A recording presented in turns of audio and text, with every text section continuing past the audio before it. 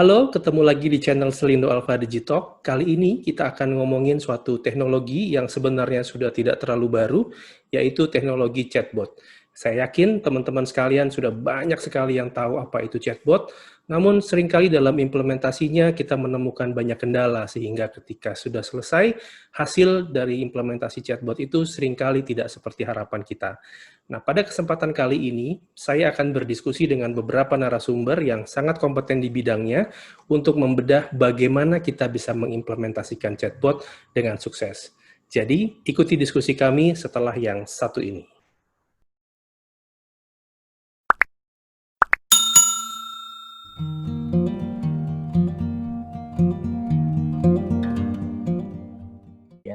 Chatbot ini bentuk automation, ya otomasi untuk melayani customer tentu saja. Jadi service-service yang sering ditanyakan, misalnya saya nggak tahu apakah Bu Heni ada dari pajak ini. Pajak itu misalnya akan maksudnya trafficnya itu hanya di bulan-bulan tertentu saja. Ya, sebelum laporan pajak, ya tentu saat itu membludak, ya. Kalau kita bantu dengan live agent itu akan rekrutmen sekian banyak agent. Nah, untuk menjawab atau merespon requirement atau demand dari customer yang katakan sebagainya itu aja, ya. Jadi chatbot itu adalah, atau automation ini secara lebih luas lagi, adalah untuk merespon atau menjawab pertanyaan-pertanyaan atau rutin-rutin yang repetitif. Karena pekerjaan yang repetitif itu bisa kita alihkan.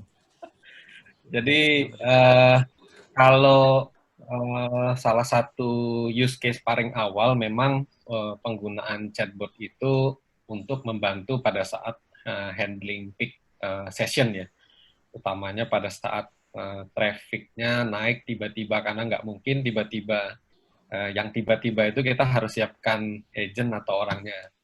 Nah, tapi ada juga beberapa use case lain, ya. Jadi kalau memang teman-teman di sini, Bro dan Sis, itu memang memberikan pelayanan digital. Nah, ini utamanya kalau service dari perusahaannya itu sudah go digital.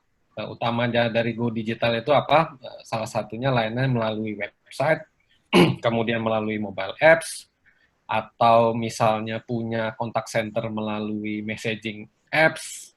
Nah, ini sebenarnya layanan kontak centernya sendiri atau tools untuk interaksi channel dari customer-nya kan nambah. Jadi secara digital itu memang available-nya itu kan 24 jam. Jadi interaksi-interaksi yang sifatnya di luar jam kerja ini kadang-kadang malah munculnya kadang lebih banyak pas malam gitu. Kalau nggak percaya mungkin Bro dan Sis di sini kalau belanja e-commerce tuh mungkin pas malam-malam, bener nggak itu? Nah, jadi pada saat malam itu justru interaksinya itu malah meningkat untuk beberapa use case, ya gitu, karena mungkin memang available-nya pada waktu malam hari gitu kan, dan itu akhirnya mendorong gitu supaya customer-nya ini bisa dilayani dengan baik. Perlu ada channel interaksi yang dilayani juga sampai 24 jam kadang gitu, termasuk mungkin layanan yang tengah malam gitu, ya. Jadi salah satunya seperti itu.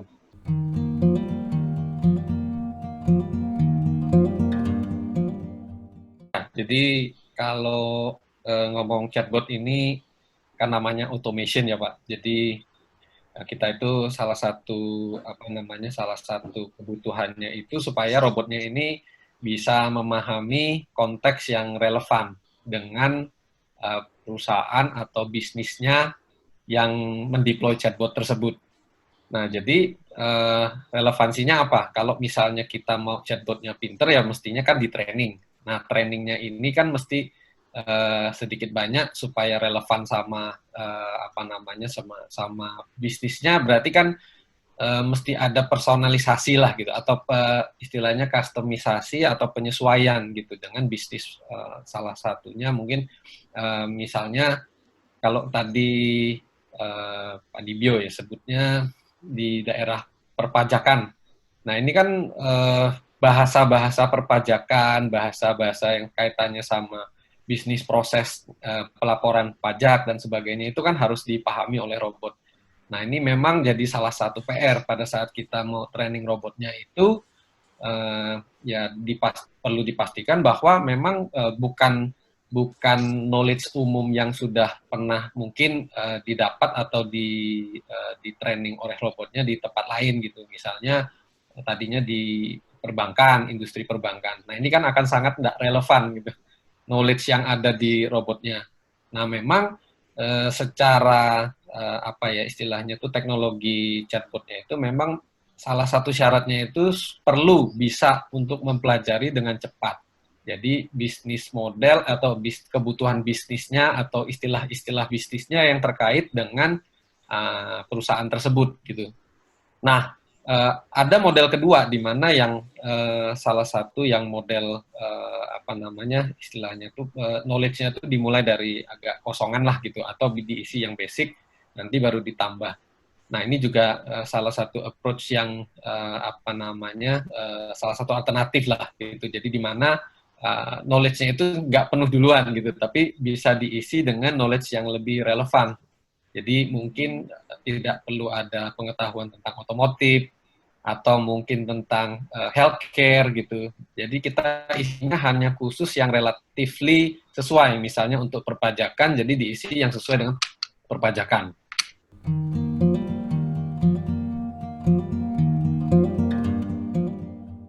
Ya, sedikit ilustrasi. Terus terang kita, ya, saya juga banyak menerima tawaran chatbot khususnya dari luar negeri, ya, dari luar. Satu hal yang menjadi kendala pada saat itu adalah bahasa. All in English. How about bahasa? Because most of us speak in bahasa. Oh ya, kemudian dia menyebut Malay, ya, Melayu ada bisa.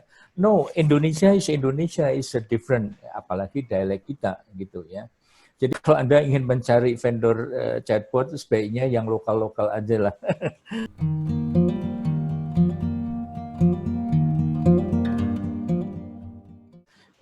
Ada dua cara, yaitu Anda duplicate atau Anda implement robot yang sudah jadi, yang mengaku atau bahwa ini sudah kita banyak implement di bank, tapi bank satu dengan yang lain itu berbeda. Juga pengalaman kami, pengalaman saya, ya, tidak ada satu contact center yang sama. Semua itu adalah ya, semua itu unik ya, seperti manusia. Setiap perusahaan walaupun sama bank, walaupun sama telco, walaupun sama itu pun juga berbeda. Jadi kalau saya menyarankan ya tadi ajarinlah robot itu sesuai dengan nature dari perusahaan Anda gitu. Jadi nggak semuanya itu bisa relevan. Jadi kalau misalnya kita train robotnya itu di bidang healthcare, ya knowledge yang di bidang financial institution itu ya udah pasti nggak kepake gitu. Belum lagi nanti salah satu ya antara satu bisnis dan bisnis lainnya tadi, jadi nggak akan sama gitu karena tidak ada kontak center yang sama tadi.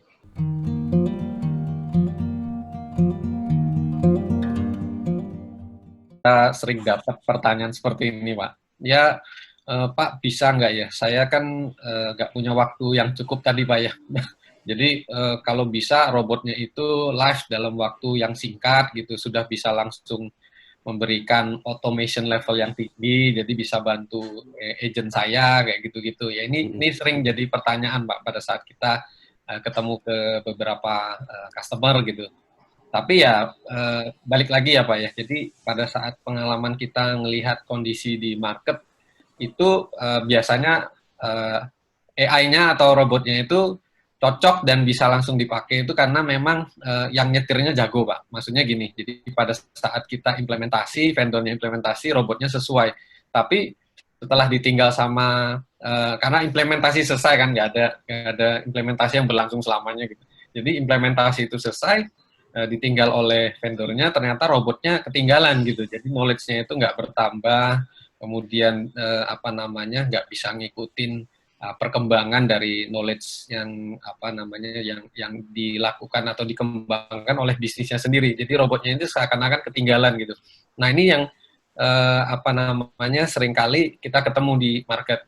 Jadi jawaban saya sebenarnya pada beberapa customer kami adalah ada berita jeleknya nih, berita buruknya bahwa sebenarnya training itu adalah proses terus-menerus, Pak. Jadi kayak penambahan istilah, kemudian apalagi kayak bahasa Indonesia ya. Ini seringkali setiap berapa bulan, berapa tahun sekali tuh ada banyak jargon-jargon baru gitu. Nah ini yang sebenarnya perlu diajarkan, perlu dikembangkan kepada si robotnya. Jadi selain bisnis proses perusahaan juga pasti berubah ya. Kita ngomong promo-promo kan nggak mungkin sama. Produk-produk pasti mengalami perubahan atau penambahan produk. Bisnis proses juga pasti akan berubah. Nah, ini akan menjadi penyebab bahwa kita itu perlu terus mengupgrade. Nah, mengupgrade knowledge-nya si robot ini dengan supaya bisa tetap relevan dan melayani interaksi dengan customer itu secara lebih baik gitu. Pada saat ditinggal ternyata ya robotnya gitu-gitu aja terus malah jadi nggak kepake ya di beberapa implementation yang saat ini kita temui, chatbotnya sudah dipasang, tapi pada saat ditanya apakah memang sudah memberikan efisiensi, kemudian apakah robotnya masih dipakai dan sebagainya, itu malah nggak ketemu gitu, nggak kepake robotnya malah seperti itu.